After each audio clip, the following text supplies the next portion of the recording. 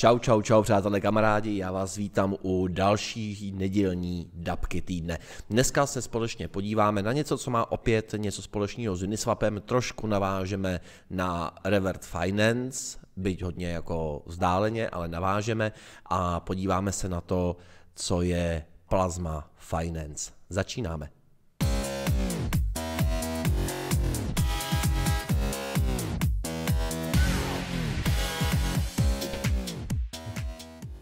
Co je Plasma Finance? Plasma Finance opět spojuje nějakým způsobem sociální svět a DeFi. Je to aplikace, která vám nabízí, kromě toho, že má perpetuál burzu, kromě toho, že má klasický swap, tak vám nabízí jakýsi kopírování tradingu.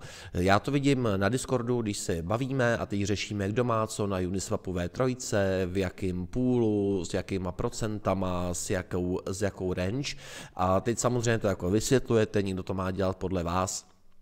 A Plasma přichází s řešením. Plasma má totiž strategie na Uniswapu V3, který tam může zadat jakýkoliv uživatel, a pokud se někomu z těch lidí, kteří tam přijdou a podívají se na ty strategie, líbí například to, co farmařím na Uniswapu já nebo kdokoliv jiný, tak vlastně má šanci se k tomu poolu připojit. To znamená, že tam vloží peníze, ty peníze jsou na Uniswapu, nedrží je ten správce toho fondu, takže nemusíte mít strach, že by mohl s vašima penězma nějakým způsobem nakládat. Nicméně on řeší tu správu toho fondu, to znamená posuny range, claimování fíček a tak dále. Vy se nemusíte prakticky o nic starat, pokud se vám ta strategie líbí, tak tam dáte peníze a vlastně ten člověk, který tu strategii vytvářel, tak si tam nastavil nějaký procenta, který vlastně bude chtít jako od vás, takže vy vlastně můžete vytvořit nějakou pěknou strategii, která je výdělečná, můžete si říct, já nevím, o procentuální fíčko a budete dostávat prostě procento z toho, co vydělají ty lidi, kteří se k té vaší strategii připojí. Pojďme se na Plasmu teď podívat.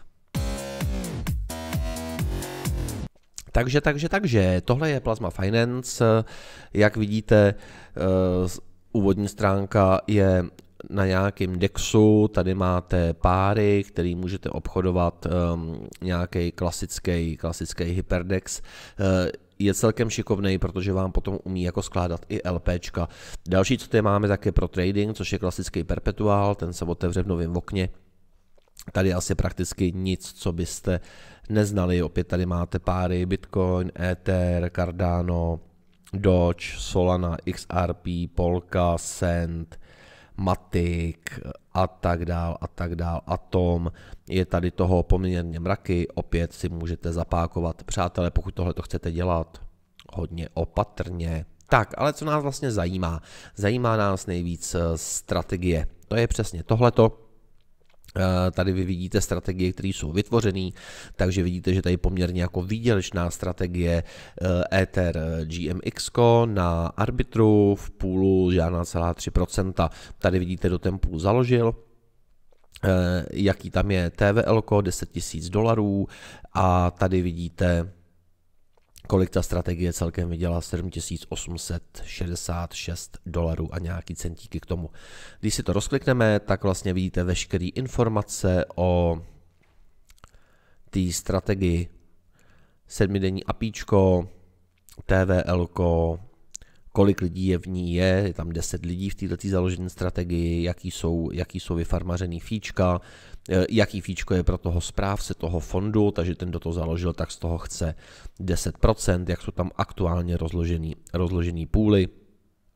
A tady se můžete k té strategii připojit. Buď můžete klasicky, to znamená, že tam dáte rovnou Ether a GMX v tom daném poměru, jakým je nastavený ten range a kde se právě teď nacházíme, anebo to můžete právě hodit ze single páru, takže máte Ether, hodíte tam Ether a ono vám to automaticky na tom svým DEXu rozloží. Tohle mi přijde hodně fajn, prakticky nemusíte ani nikoho kopírovat, ale můžete si tady najít třeba nějakou strategii, která se vám líbí. Jo, tady vidíte teďka úplně všechny, takže tam máte i všechny jednotlivý uživatele, můžeme se tadyhle seřadit podle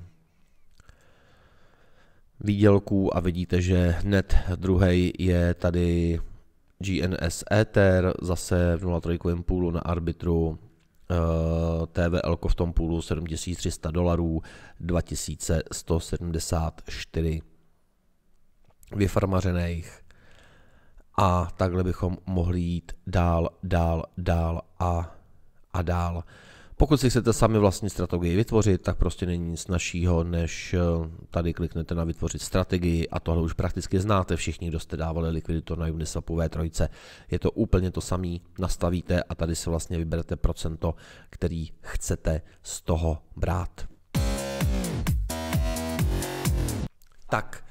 Tohle byla Plasma Finance, za mě jako příjemná věc. Já teď třeba jako jedu na Uniswapu nějaký 3 nebo 4 půly, tak vlastně kdybych to neskládal přes ten Uniswap, mohl bych to přeskládat přes Plasmu, mohli by se ke mně lidi připojovat. Myslím si, že pro lidi, kteří se tím zajímají, protože já mám teďka aktuálně taky jako poměrně velkou část svého portfolia právě na Uniswapu V3, protože za mě je to dneska asi jako jeden z nejrozumnějších příjmů v kryptu a dlouhodobě udržitelný, pokud víte, co děláte a děláte to opatrně. Takže jsou lidi, kteří se tím doopravdy živí, protože živit se tím dá celkem hezky. Chystáme nějaký workshop na farmaření, tak snad už brzo bude. A prakticky těm lidem ještě může pomoct to, že za prý pomůžu někomu, aby si vydělal prachy, a ještě za to dostává fíčka. Mně se tohle to líbí, protože přesně nemusíte jako ty svoje strategie dávat na Twitter, na Discord, nemusíte to nikomu vysvětlovat, prostě ji založíte a kdo má zájem, tak mu pošlete odkaz a on se k vám připojí. Takže s tímhletím nápadem, s tím spojováním toho Webu 3, DeFi a nějakých těch sociálních aspektů, sociálních sítí, protože tohle to právě jako obchází to, že to musíte jen 100krát sdílet, tak je za mě určitě dobrý krok a myslím si, že takovýhle věcí jako spojování toho sociálního světa a DeFi světa ve Webu 3 uvidíme čím dál tím častěji, takže Plasma má za mě 9 z 10. Přátelé, budu se na vás těšit u dalšího videa, do té doby se mějte co nejvíc fajn a buďte na sebe hodný. Čau.